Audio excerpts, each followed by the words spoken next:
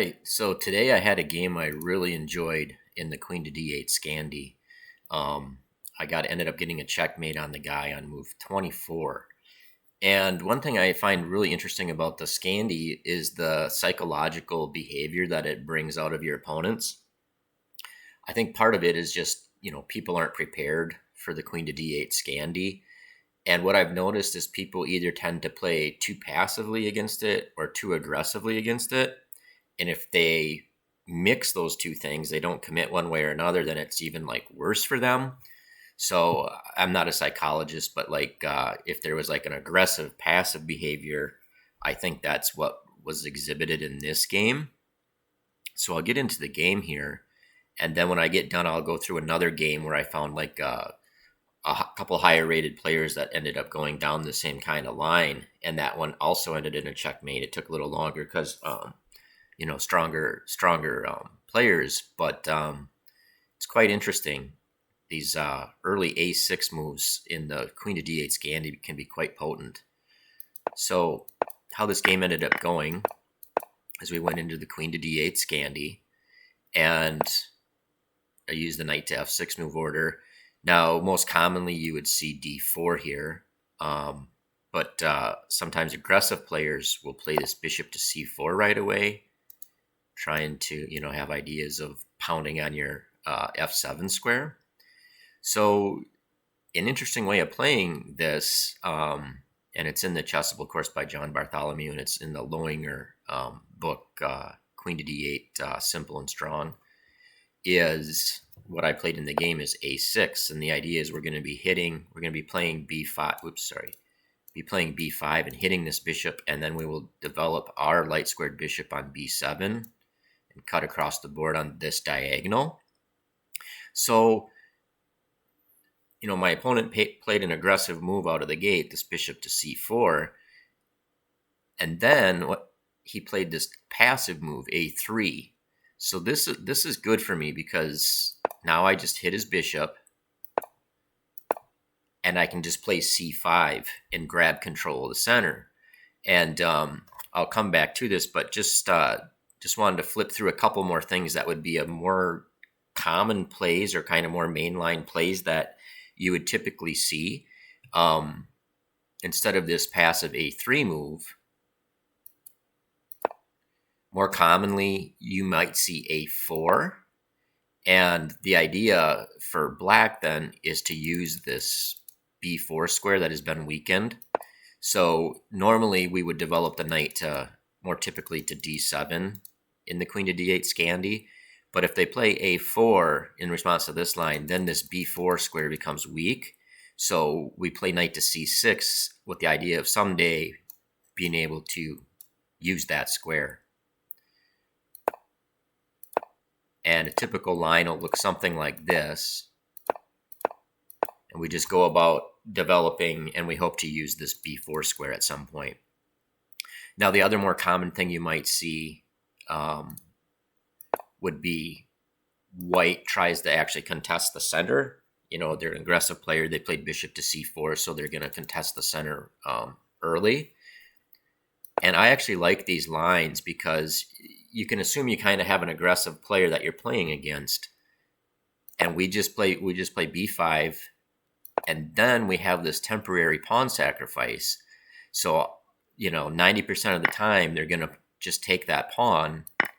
We exchange queens off, and what we do is we just slowly round up this pawn, and we get a good, it's like, we've equalized, and we get kind of more of an endgame position, which these players are not going to enjoy. So basically we just route our light squared bishop to this diagonal instead. We'll end up playing our knight to D7, and we just round up this pawn. They can't hold on to it. So I just wanted to quickly diverge and show what the more stronger tries would be for black. But this player, like I said, started out aggressively, and then now you'll see he kind of slides into passivity. And so it's pretty easy for us. We just kind of go through our standard development. And now we develop the bishop on this diagonal on B. We put on B7 and develop it along this diagonal. So now he's kind of got this knight kind of like hanging out here, and end up putting pressure on that. Now the player, he's played passively. He's played H3, A3, and then he started getting aggressive again with knight to E5, and now he plays F4. So this bishop here has suddenly become stronger, right? So one thing is when people make moves, it's good to kind of just mentally note the consequences of the moves and how the geometry of the board and just the configuration of the pieces has changed. So one thing to note is that this square is vulnerable and this diagonal has been opened. So I move my queen to C7. The idea is if at some point he takes here, I'll put my queen here and have this battery, or I may even have ideas of taking there. He takes back, and I use the tempo with the threat of the mate on G2 to allow me to do that. Now, what's interesting is now he plays his queen to E2, and when I hit it by playing knight to D4, he moves back to D1. So he's just effectively lost a tempo. And then my next move wasn't a great move. I played bishop to D6. I think in hindsight, I should have just, before you move a piece a second time, get all your pieces developed optimally, unless you have a really good reason not to. And I think that kind of axiom holds true here. So I think I probably should have just played rook A to D8 and aligned it with his queen that is kind of stuck there, tied down to defending this C2 pawn for now. And then I also get my rook on the semi-open file. But anyway, I played this in the game. And this move here, black is kind of showing that he has ideas of wanting to play. He wants to play B4 and try to get some kind of activity down there. So now I played the move I wish I would have played. Instead of playing this, then it would be even stronger because it would be lined up with the queen. But anyway, he plays queen to D2 here. And interestingly, I ended up in the game, I played this. The idea is I just wanted to, have possibilities of this battery and just see. A lot of times if you just make, it's not really a waiting move because it actually improves my position slightly because it opens up more possibilities. But a lot of times when you play kind of like waiting moves like this, your opponents will just hang themselves. So anyway, I wish I would have played a move later. I end up playing B4, and I could have just done that right away. Instead of playing bishop to A8, I could have just played. I could have done it right away. So in hindsight, that kind of takes away White's plan of playing B5.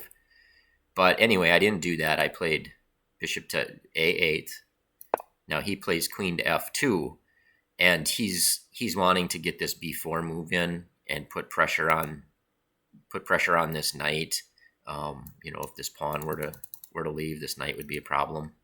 So interestingly, I can just play B4 myself. And the cool thing is we get into kind of like an interesting tactical situation here. And it kind of comes about because I have better control of the center and I haven't wasted as many moves and played as passively as he has. I only kind of had the one bad move where I played bishop to D6, where he's got, all these pawn moves. He's moved his queen, a few times now to put it on F2. And also one thing to notice is when he plays queen to F2, it's on the same diagonal as the king. So one thing you want to do is make a mental note. Like I said, look at the consequences of the moves. Make a mental note of any new piece alignments like this.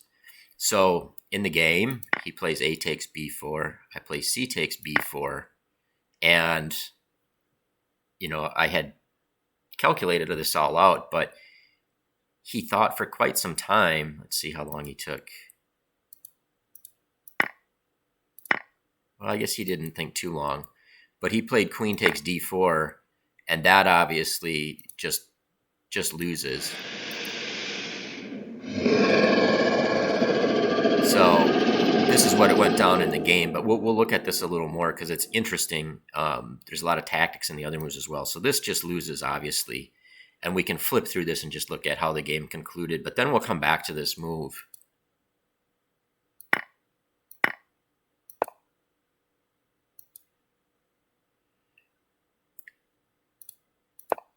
So now he, one thing we noted earlier, the weakness of this G2 pawn and possibilities of creating a battery and attacking there. Well, he walked into a double attack here. So the things to notice is he has this vulnerability on G2 that we mentally noted earlier, and now he has this piece that's unprotected. So the game ended real quick. I just played queen takes C2, so we're attacking this and we're attacking G2 at the same time. So he didn't, for some reason, people tend to get, this is like I said, the Scandi is the ultimate tilt machine. People just get rattled against this thing, especially if you play it kind of in these lines where you kind of play it aggressively with A6 and in B5 and C5 and get your bishop on this long diagonal, from B7. So he played this move here, and he just walks into checkmate. So that's a 24 move checkmate in, this passive queen to D8 Scandi. So I just want to step back though and look at what's interesting is this position here, other moves for white. It's kind of interesting. There's a lot of tactics in this position. For instance, if we played knight to E4,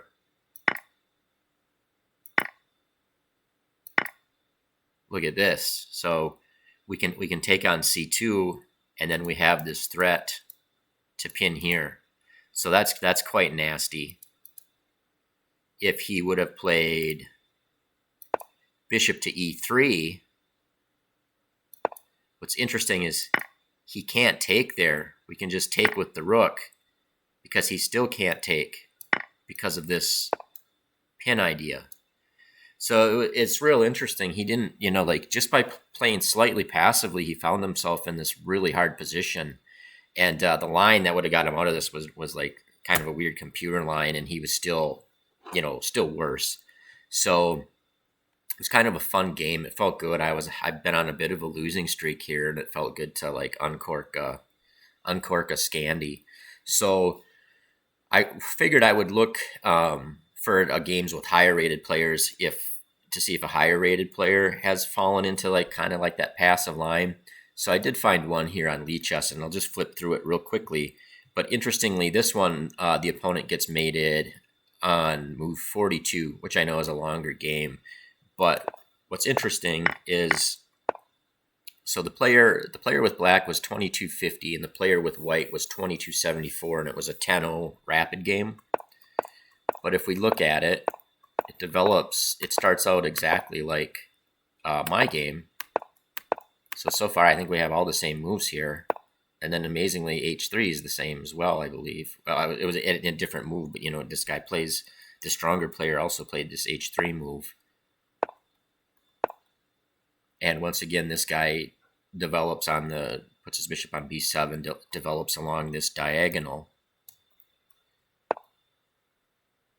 And what's interesting is the stronger player also lashed out with this knight to E5 move. Now this player is black, and so I played knight to C6 in like the analogous position here. He played knight to D7. I think knight to C6 is actually a little bit better. It's more active, and it still hits the knight on E5. But this game kind of went down a different path. Now this player, as black, decided that he was just going to centralize his rooks and kind of go for like a long-term endgame advantage type thing.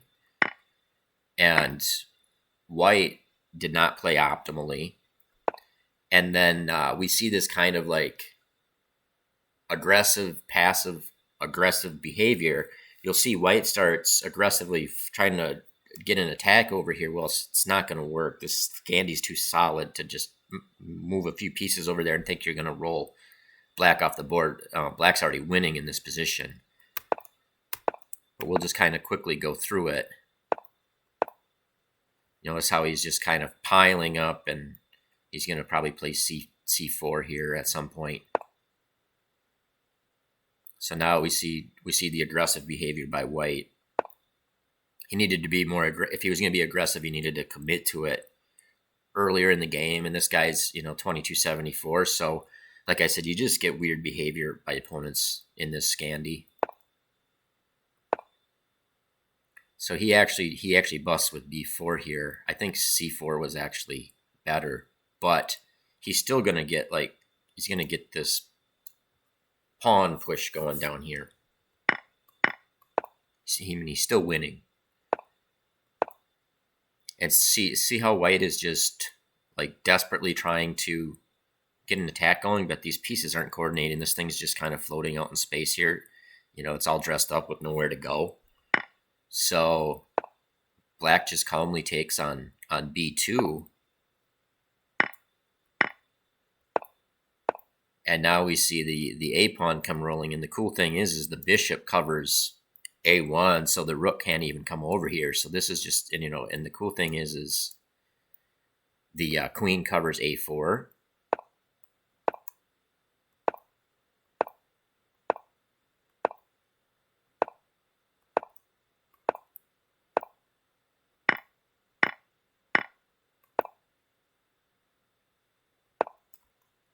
And see, notice how the stronger player, like I know the engine doesn't like this, but they don't just instantly take on B4. They look if they don't just instantly take the bishop on B3. They look if they have other things they can do.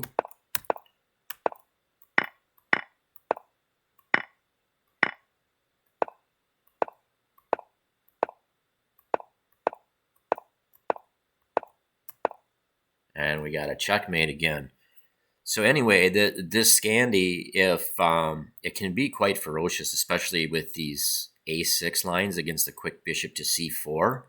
And if white doesn't commit to a plan, if they don't know the plans, and then they start alternating between being passive and being aggressive, then they can find themselves in these really tough situations to defend, and just they either have like a losing endgame, or they you get an attack on them. There's some kind of tactics that come up when the position opens up.